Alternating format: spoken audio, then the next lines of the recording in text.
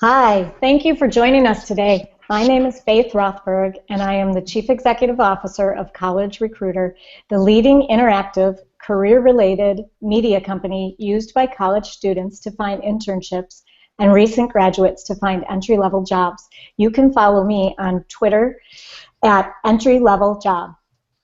Today's Discrimination in the Hiring Process webinar is the second in a series of 3 honest diversity conversations hosted by College Recruiter and featuring our guests, Janine Truitt and Steve Levy. Janine is the Chief Innovations Officer at Talent Think Innovations, a talent management consulting firm dedicated to helping startups as well as small to medium-sized businesses focus on developing smart talent strategy, policies, and cultures that value talent and put them first. Janine is also the chief blogger at the Aristocracy of HR, an HR blog that she created to discuss talent management triumphs, blunders, and best practices. You can follow Janine on Twitter at Zarina of HR, that's CZARINAOFHR.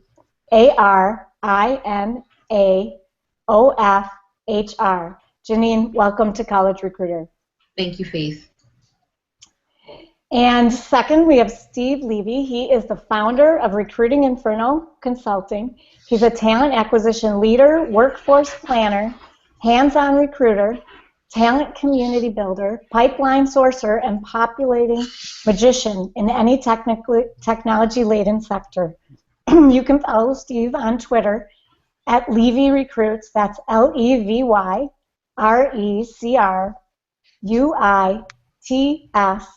Steve, welcome to College Recruiters webinar. Thank you, Faith, and just so everyone knows, I'm live here from Dallas, Texas, SourceCon 2015, and so if it gets a little loud here, it's because this is a popular place to be.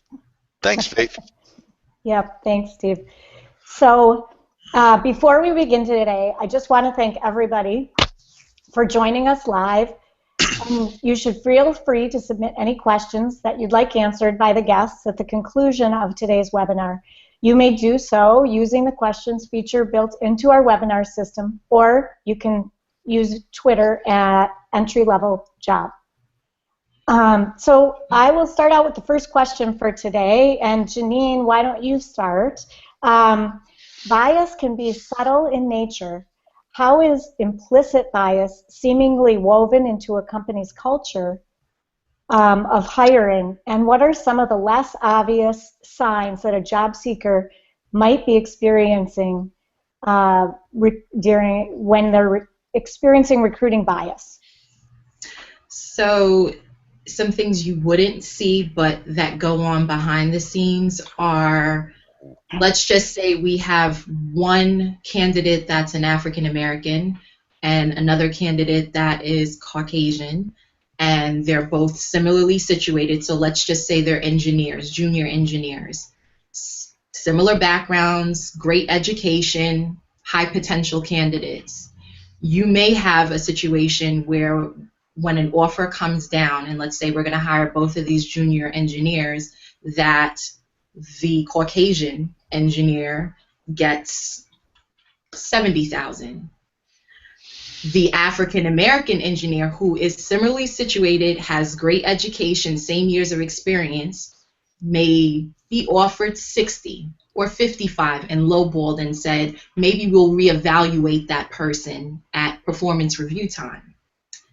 So that's one of those situations where that happens. You would not know it coming in because you're thinking, wow, that's a great offer they just made me. You're thinking about yourself. However, when you get into the company, you will then find that some people that are similarly ranked to you are making a lot more money. Because let's be honest, people talk about their salaries. We tell them not to.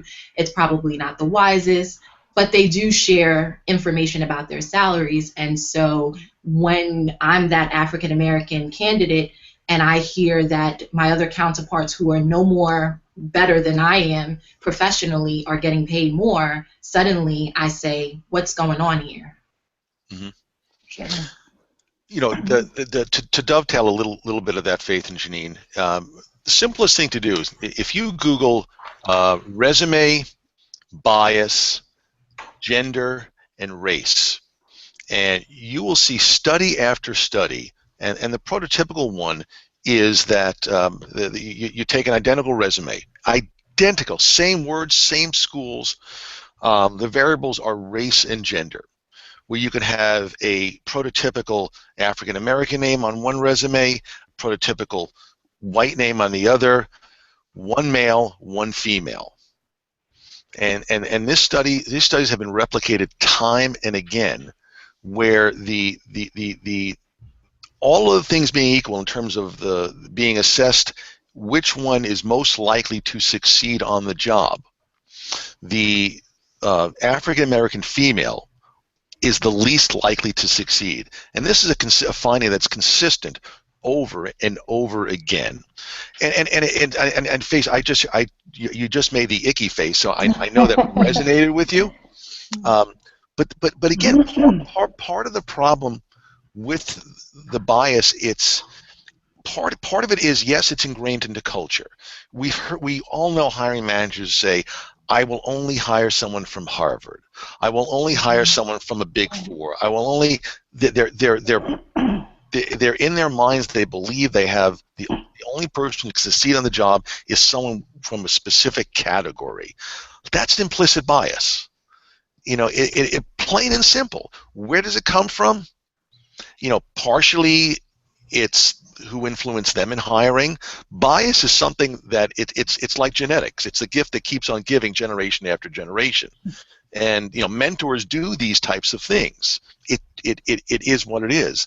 Sadly, you know, there's not a single MBA program that I know of, although short of maybe the Georgetown one with, I forget the fellow's name, good guy, Chris Meltzer, runs the HRM program at Georgetown University, where they actually teach, you know, within the MBA program, how to hire objectively, you know, based on performance.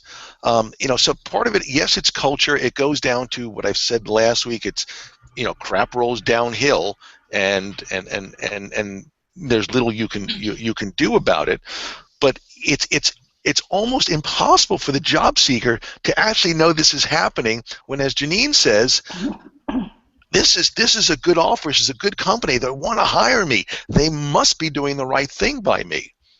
But they're not, and the remedies for the job seeker are few and far between, short of really doing the research ahead of time. I mean, and I'm going to cut this off here in about 15 seconds, but. Uh-oh. Whoops. I think we lost Steve there for a minute. I am back. I am back. I am back. I am back. I apologize. Great. Again, conferencing. But you know, again, as a job seeker, you go to LinkedIn, you look at the people who are in the title that you're looking for and have been in that or who were in that title going back 3 or 4 years, and you look at the composition. You can get a pretty good idea of where this hiring and where the culture of hiring has been and where it's going. Faith?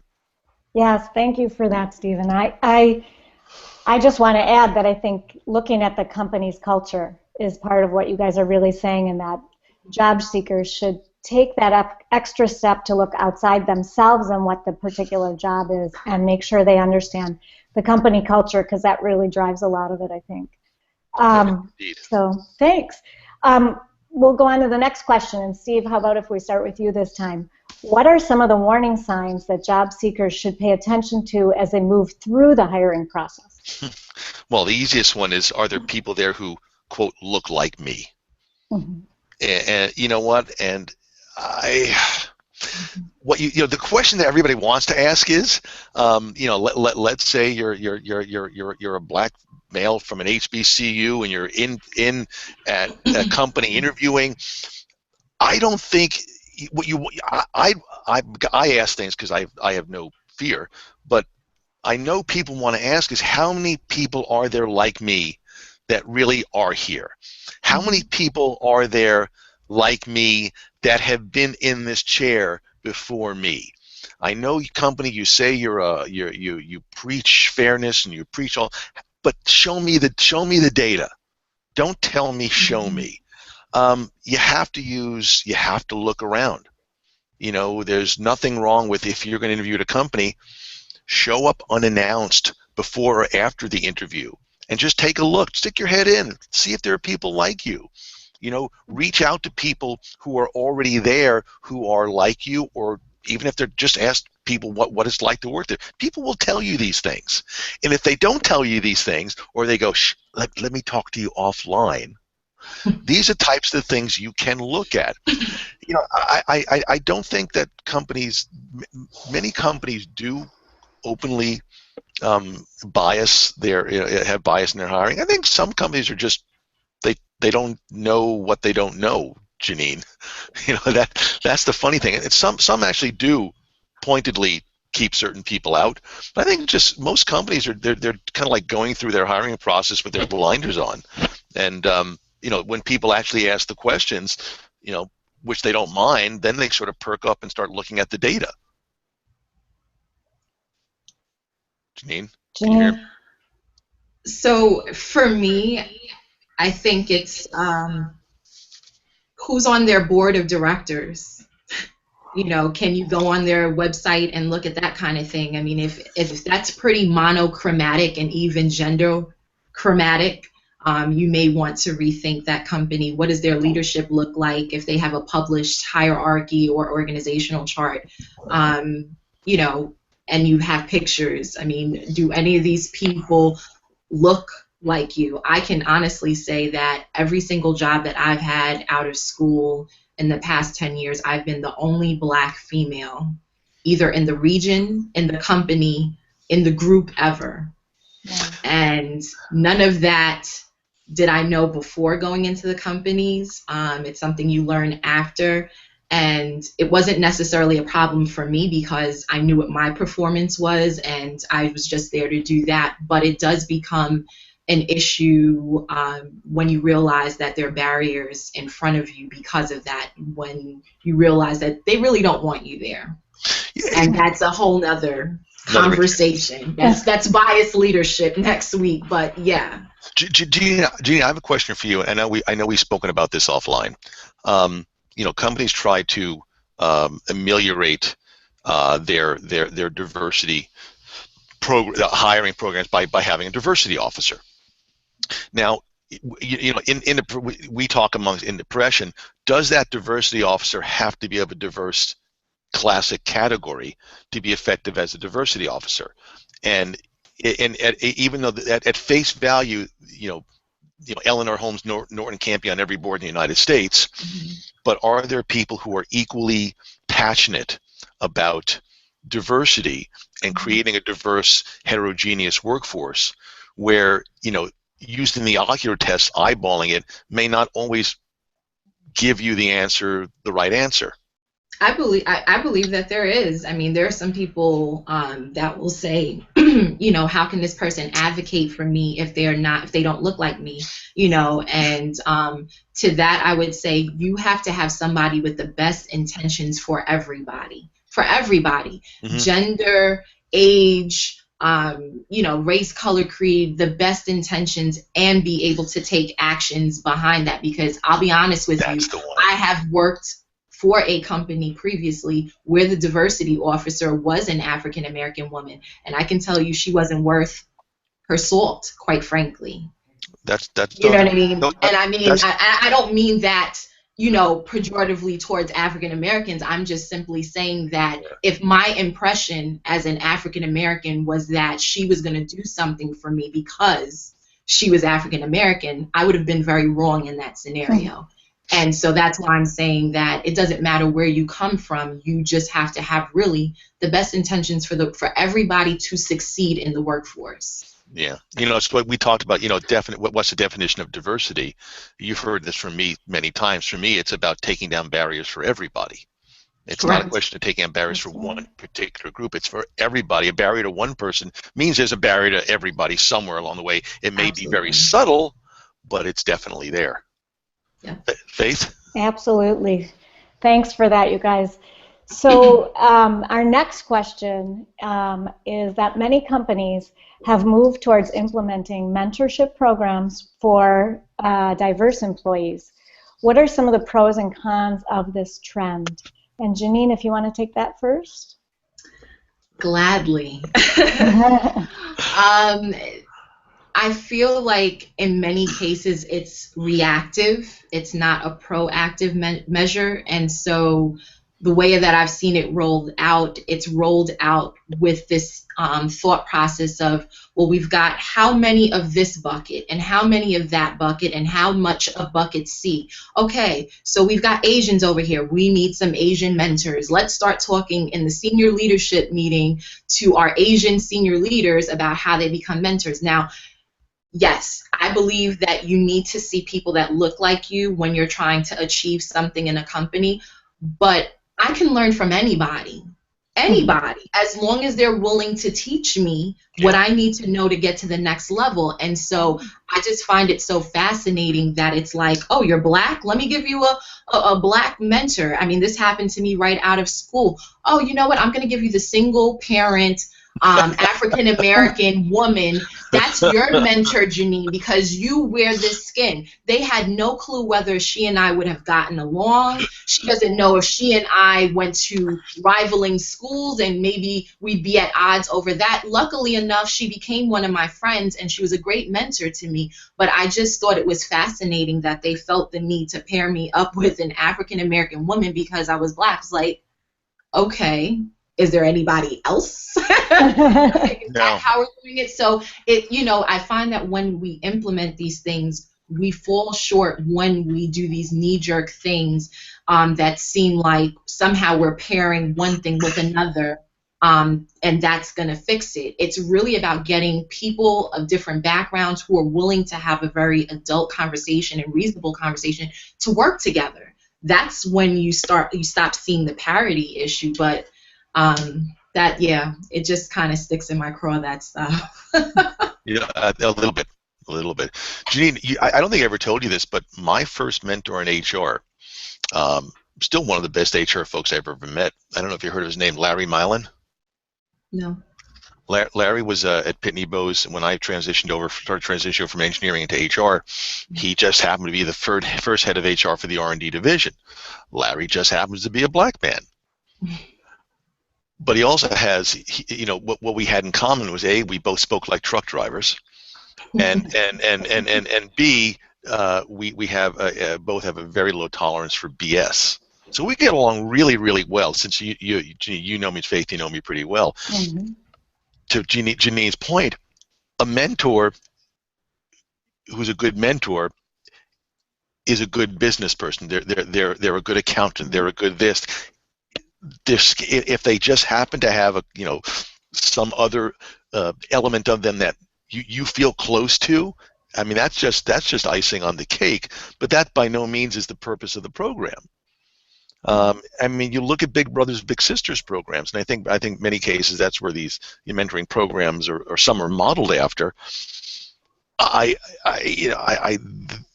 believe there is an element of we need to find a big brother big sister who's a little like me, but the most important quality is someone who's going to actually take the time and be there for that person, not sugarcoat things, tell it like it is, and someone who just truly wants to be there and do that.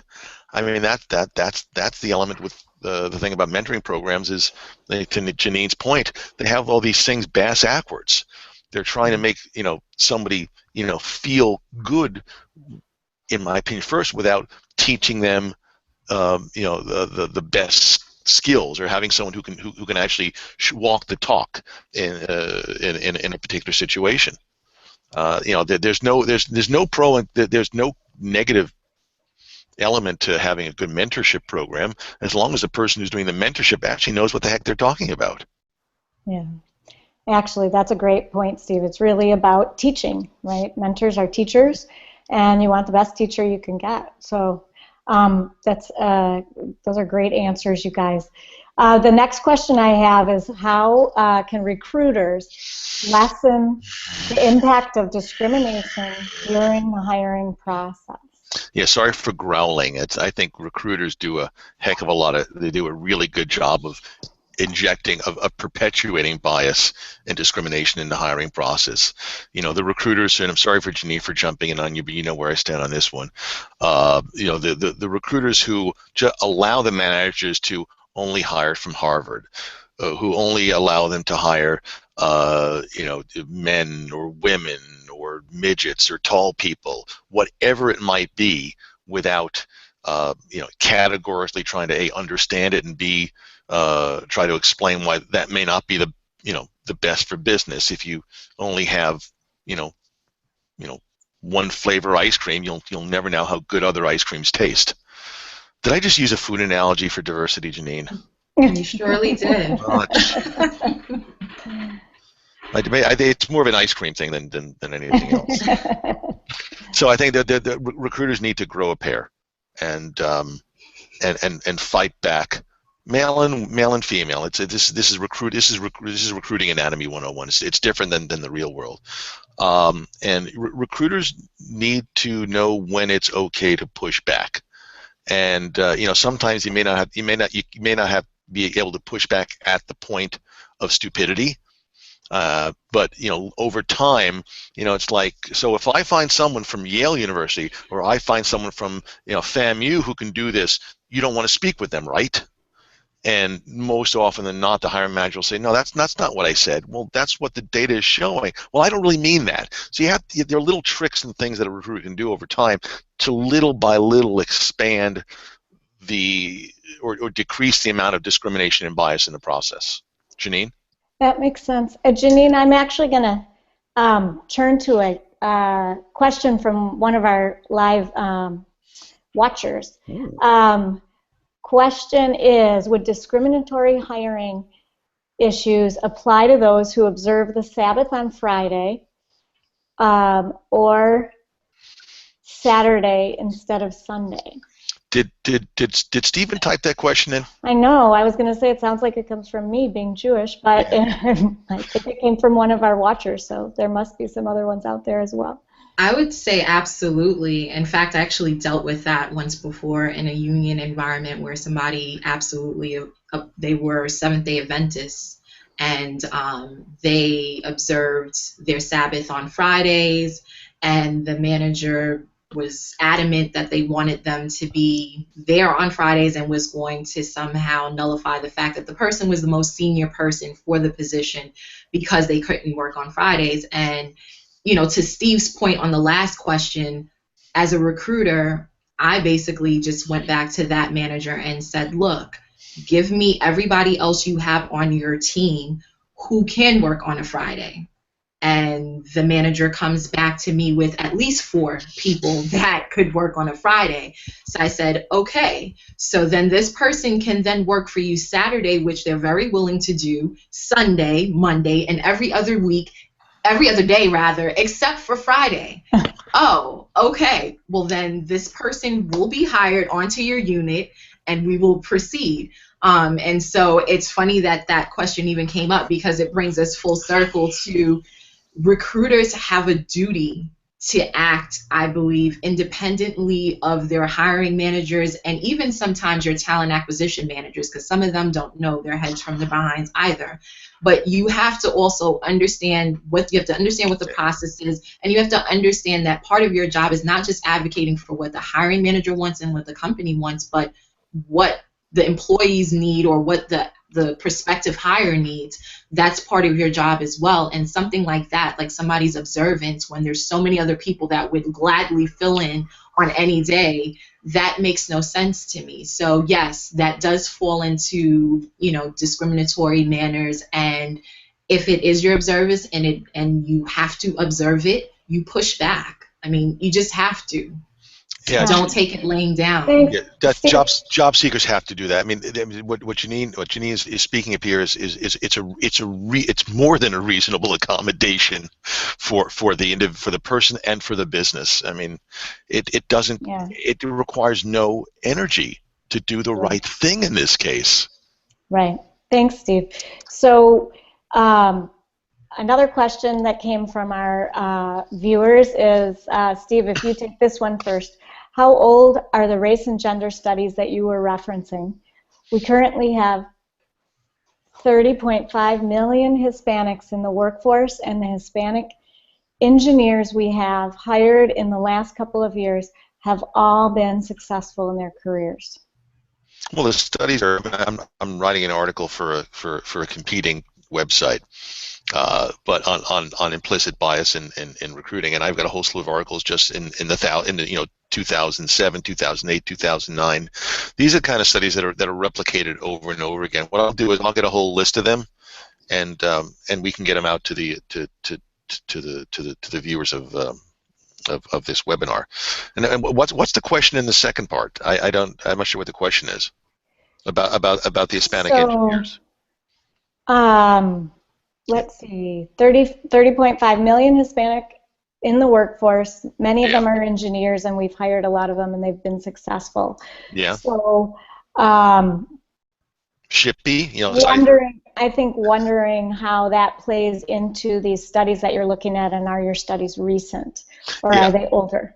No, the studies are recent, and part of it, it's these studies typically take the laboratory rat of college researchers, college students, and so if college students are viewing the black female as the least capable performer, there's bias that's already in them. Mm-hmm. I mean, this is something that is substantially more systemic. We know where bias comes. This is not a show on family values and family training, but we know where bias comes from. You can't. It's all over social media. There's anger. Donald Trump, and not to turn this into a political thing, but there's bias in everyday lives that. It's exacerbated by public figures who don't do the right thing. If we're going to really eradicate this, you have to stop. Janine, we talk about this regularly. I want to chime in and say, I mean, great if you've hired many of them. You may be on the right track. You may be better than some of the companies that we're talking about. But when you say well, what is well? I mean, are you talking about well by your examination of the situation, or are they actually doing well comparative to Hispanics in other companies? Are they doing well comparative to white engineers in your company? Those are the kinds of things that we're trying to get companies to start to look at. What you may think is well may not be well at all, and they're not going to tell you that because they need a job. So I would highly, highly suggest that you look at your numbers and look at them regularly to make sure that when you say that they're doing well, that they're truthfully thriving and doing well when you look at them up against different demographics in your workforce. And you ask them. Honestly, you don't just run the numbers. You actually run internal focus groups. Yeah. I mean you can't just have an affinity group without doing things with them. Right. So, Steve, I'm going to cut you off there. I have one last really quick question. Sorry, I know we're running out of time already. It makes me sad because I'm really enjoying this conversation. It just flies by. But, Janine, there was one more question from the audience, and that was, discrimination includes other areas other than age and race. How do you educate hiring managers about this? Consistent training, but more so than the training, because the training comes after you've actually put somebody either in a position or hired them. It needs to be part of your company values. So that is, when people are walking through your door, I need to be able to breathe and feel the fact that you really take it seriously, whether everybody thrives in your company. And not everybody does this well. There are companies that do this very well, but not everybody does that well. You can train them, but the training a lot of times is happening after something has happened or taken place in that company. So in that regard, it's a bit reactive. But the other piece of it is, if you are going to look at it from a training and development standpoint, how are you measuring success? I mean, a lot of companies just roll out trainings and say, hey, take this training on unconscious bias, which is fine, but then are you measuring that? How are you measuring the needle moving from maybe somebody who might have been unconsciously biased to someone that is now somewhat inclusive? So, you know, you need to have measurements around these trainings to really understand whether they're being effective, but also you need to function, you need to have the company function under this premise that everybody that walks through that door understands that everyone is equal and will be treated fairly and equitably under that company's values, mission, etc. Mm-hmm. Great, thanks, Janine. Well, you guys, I'm going to have to wrap up, but I want to thank everybody for joining us today on this College Recruiter webinar on honest conversations about diversity. We have one more after this, so I hope you'll join us next time as well and tell your colleagues and spread the word. This has really been a lot of fun. Thanks, you guys, for being on this webinar with me. I really appreciate it. Thank you, Faith. Have a great day. Bye-bye. Bye now.